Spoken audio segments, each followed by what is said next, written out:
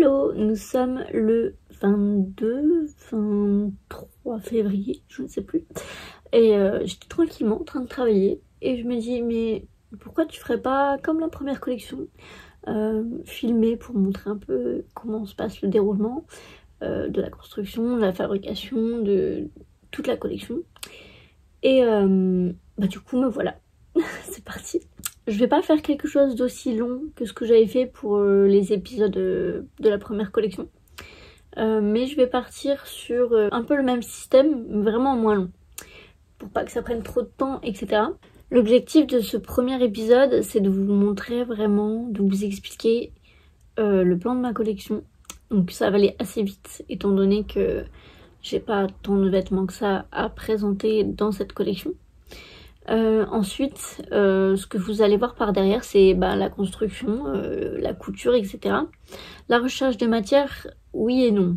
Parce que j'ai déjà trouvé en fait presque tous mes tissus. Il m'en manque plus que 2. Du coup, pour ces 2 tissus, demain, enfin du coup ce sera pas demain pour vous dans cette vidéo vu que je vais remettre un peu les choses dans l'ordre. Demain, je vais à la mercerie pour continuer de chercher les tissus, ces 2 tissus. Donc c'est parti, j'ai allumé mon PC pour ne rien manquer. Je vous mets l'image juste ici, comme ça vous avez vraiment une idée de ce que ça donne. Donc cette collection, c'est bien la collection printemps-été 2022, donc la saison suivante. Niveau colorimétrie, ça va être surtout du bleu, du vert, du rose, du jaune et du lilas. Je ne sais pas si c'est parce que ils n'ont pas encore sorti les collections de tissus été, mais impossible de trouver du lilas, alors que genre c'est la mode, non? Quand même, je me suis renseignée niveau tendance, le lilas y est encore quoi. Mais impossible. Donc, comme je vous le dis souvent sur les réseaux sociaux, il y a vraiment un problème avec les merceries qui mettent tout en temps et en heure. Mais pour les professionnels comme moi, qui n'a pas de fournisseurs professionnels, parce que les fournisseurs professionnels, ça reste des grandes quantités, et moi je suis un peu entre les deux, il faut mettre les tissus à l'avance. Sinon je ne peux pas trouver les tissus pour faire ma collection et pour la sortir à l'heure surtout. Enfin bref, passons. Tant que j'en ai trouvé un, ça va. Alors là, on part sur la toute première création. C'est donc une robe, c'est genre la création phare de la collection. Cette robe, elle est incroyable, en fait. C'est sur celle-ci que je travaille en ce moment. Cette robe, elle a déjà un nom. Très fleuri, vous allez voir. J'ai vraiment trouvé ce nom parce que ça correspond vraiment au niveau coloris et niveau forme, etc. Donc cette robe s'appelle la robe Hortensia. Donc cette robe, elle va être faite en vert menthe, un peu plus... de toute façon, vous avez l'image du tissu juste à droite. Ça va être une robe cintrée au niveau de la taille, mais évasée à partir des hanches. Donc tout est là, tout est le compliqué. Je vous laisse aller voir sur TikTok après cette vidéo où je vous montre à quel point cette robe m'a posé beaucoup de problèmes, dans le sens où le patron que j'avais dans la tête n'a pas fonctionné, n'a absolument pas fonctionné. Donc du coup j'ai dû faire des tonnes et des tonnes et des tonnes de prototypes, et du coup tout est sur TikTok. Je vous mets mon compte juste ici. Et donc voilà, donc le travail d'évasé c'est vraiment une galère. Donc à la base il y avait 0 couture tout autour à part la fermeture dans le dos. Mais impossible parce que sinon ça ne fait aucun pli devant. J'ai tout essayé, ça ne marche pas. Bref, donc je me retrouve avec 2 coutures sous la poitrine et 2 coutures à l'arrière. Donc voilà, mais ça fonctionne, donc moi ça me va. J'ai 2 poches à l'italienne sur le côté. Je dis à l'italienne en mode c'est une glace, mais non, 2 poches italiennes.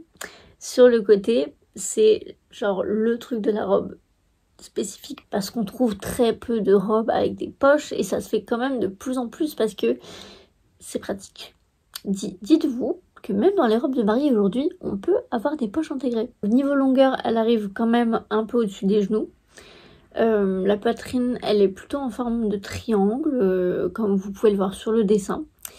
Et voilà, et cette robe, vraiment, elle est... mais je sais pas d'où elle me sort de la tête, mais je l'ai imaginée juste je sais pas, genre dans un rêve peut-être, je ne sais pas. Et elle est sortie de ma tête, et là voilà. Et du coup c'est sur celle-là que je travaille en ce moment.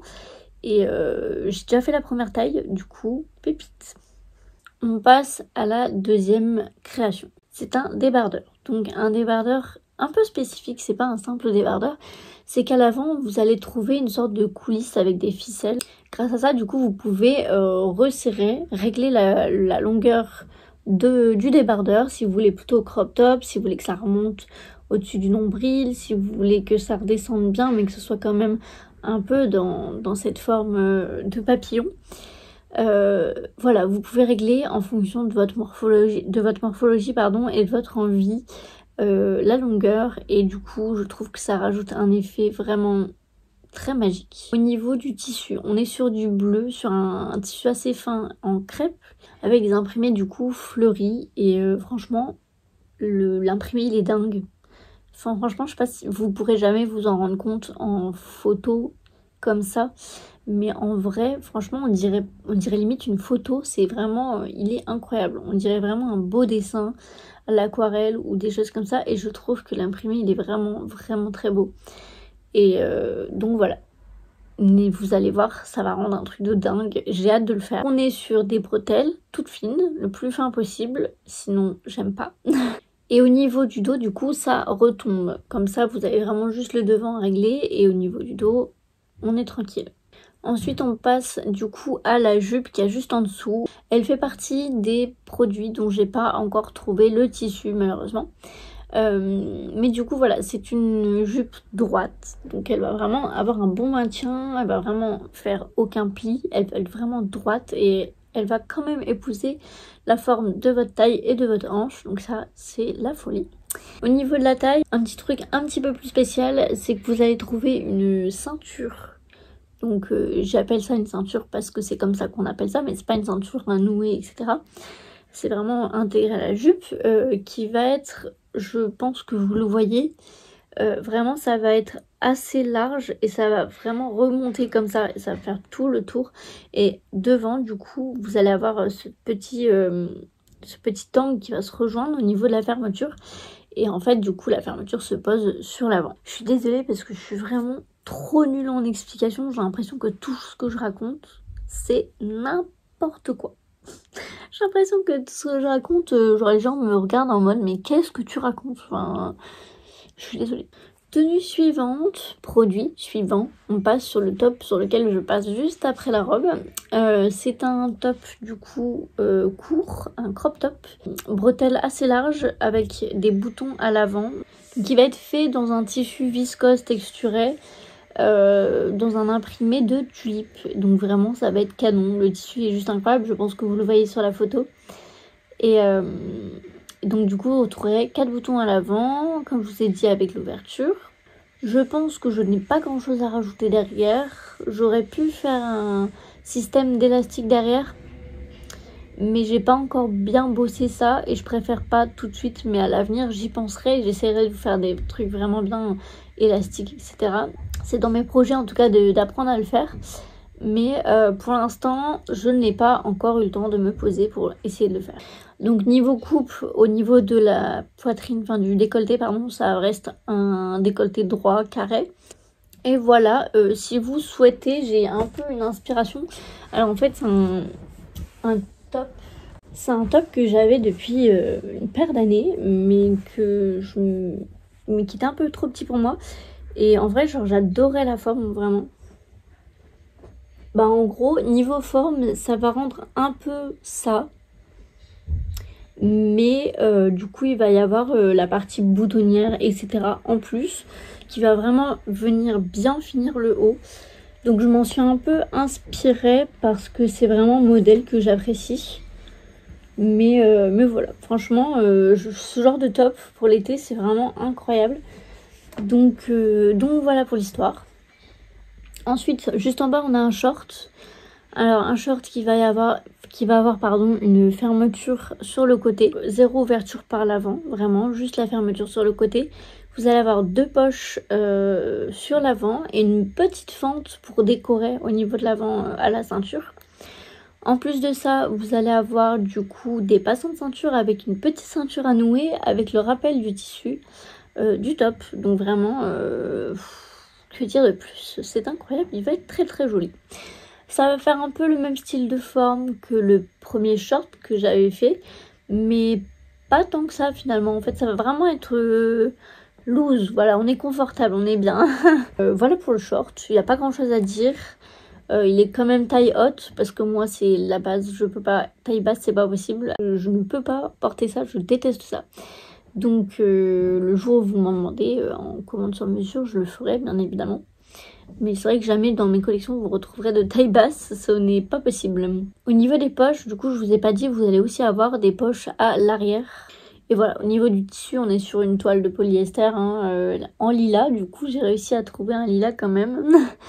On enchaîne sur une robe encore du coup, et c'est le deuxième produit, donc j'ai pas encore trouvé le tissu. Je cherche quelque chose d'assez fleuri, mais avec des grosses fleurs en fait, et c'est là le problème, très compliqué à trouver déjà. Et aussi niveau matière, c'est vraiment la robe qui me pose problème au niveau de la matière. La jupe, je peux forcément trouver d'autres solutions, mais pas pour cette robe, donc ça me pose problème. En tout cas, vous avez du coup deux grands triangles à l'avant au niveau de la poitrine, et en fait qui s'enfilent par-dessus la tête, et ensuite vous refermez la fermeture pour bien maintenir tout ça, etc. Qui sera du coup au niveau du dos. Vous avez ensuite au niveau de la taille, vraiment une grosse, un grand maintien au niveau de la taille, ce qu'on appelle une ceinture. Mais si je dis ceinture, j'ai peur que vous pensiez que c'est une ceinture encore par-dessus. Je suis désolée, mais mes parents passent l'aspirateur. C'est toujours quand je fais une vidéo que mes parents passent l'aspirateur. Je m'en suis même pas rendu compte, donc désolée pour le bruit. J'ai fermé la porte, mais bref. Et au niveau de la longueur de la jupe, on est sur au niveau des cuisses, je dirais. Pas forcément pas jusqu'au genou, mais pas trop court non plus, parce que beaucoup de grandes m'ont reproché que je faisais des choses trop courtes, mais je suis pas très grande, donc voilà. Donc que dire de plus? Oui, au niveau du tissu, du coup je cherche quelque chose qui aura un maintien assez droit comme la jupe en fait, pour que vraiment ça se tienne bien quoi. Dernier article, c'est un t-shirt assez large au niveau des bras, etc. Un peu, vous voyez, ça fait un peu cet effet là au niveau des aisselles comme ça, et au niveau de la taille un peu resserré entre guillemets pour pouvoir voilà, que ce soit assez ample en mode papillon, t'as capté. Donc mais je saurais même pas comment vous expliquer réellement ce haut. Parce que j'ai l'image en tête, mais pour le décrire, c'est autre chose, quoi. Je suis vraiment désolée, mais je suis nulle en explication. Mais pour moi, c'était important de passer par cette vidéo quand même. Disons qu'en fait, tout est dans la tête. Mais dès que ça veut sortir, ça sort pas de la même manière. Mais bref, donc en double gaze bleu. Un bleu vraiment super beau. Vous voyez sur la photo. Au niveau du col, on est sur un col V. Je vais essayer de le descendre quand même un peu, mais pas trop non plus, parce que je veux que les gens soient à l'aise dedans et qu'en même temps, ils soient stylés. Un esprit assez bohème, vous voyez, avec ce double gaze quand même. Donc, disons que c'est pas la couleur bohème, mais au niveau de la matière, c'est vraiment une matière assez bohème. Enfin, ça va vraiment rendre un style assez bohème à ce truc. Et franchement, genre, c'est l'esprit en tout cas que j'ai dans la tête. Vous avez des manches courtes du coup avec un revers de manche, donc vers l'intérieur ça va être un tissu en motif, et du coup je n'ai pas encore décidé lequel j'allais mettre à l'intérieur, mais je me demande, enfin j'hésite à remettre un tissu que j'avais pris dans la première collection, celui du chemisier Myosotis, donc le rose, vous voyez, le rose avec des fleurs, il y avait des petites touches de bleu et tout, et c'est vraiment le bleu parfait pour le revers. Donc je sais pas, je vais regarder si dans les tissus que j'achète en dernière minute là il y a des trucs sympas, mais sinon je pense que je vais partir sur ça, parce que vraiment parmi tous les trucs que j'ai, ça reste des gros motifs et ça correspond pas trop à l'esprit que je veux donner, pardon. Et voilà, je pense que je vous ai tout dit au niveau de cette collection et de ce haut. Très compliqué, c'est un exercice vraiment très dur d'expliquer pour moi, parce que j'ai jamais su réellement expliquer les choses. J'ai toujours eu du mal à m'exprimer, et c'est vraiment un exercice assez spécial pour moi. Donc je suis vraiment désolée d'avance pour l'aspirateur, pour ma façon de parler, pour ce détail pas trop détaillé. En tout cas voilà, j'espère que ça vous aura plu quand même et que vous serez restés jusqu'au bout quand même, parce que vraiment même moi l'aspirateur me rend dingue. Je ne sais pas si on va l'entendre dans cette vidéo. Et j'espère pas parce que ça fait 1 heure que je perds mon temps au lieu de travailler à essayer de m'expliquer sur des choses que je n'arrive pas à dire. Donc j'espère que l'aspirateur n'aura pas tout gâché et que vraiment vous aurez passé un bon moment. Parce qu'en tout cas, bah, moi, ça m'exerce du coup à m'expliquer. Parce que de toute façon, même devant des professionnels, je veux dire, là où aujourd'hui, je me suis préinscrit, enfin j'ai envoyé mon dossier de préinscription pour maison de mode. Et le jour où ils m'appellent pour me dire « Allô, rendez-vous », je vais devoir expliquer des choses. Je sais même pas comment je fais pour expliquer les choses parce que je suis vraiment nulle à ça. Donc voilà, c'est vraiment un énorme exercice pour moi et le fait que l'aspirateur soit là, ça m'empêche de faire les choses bien.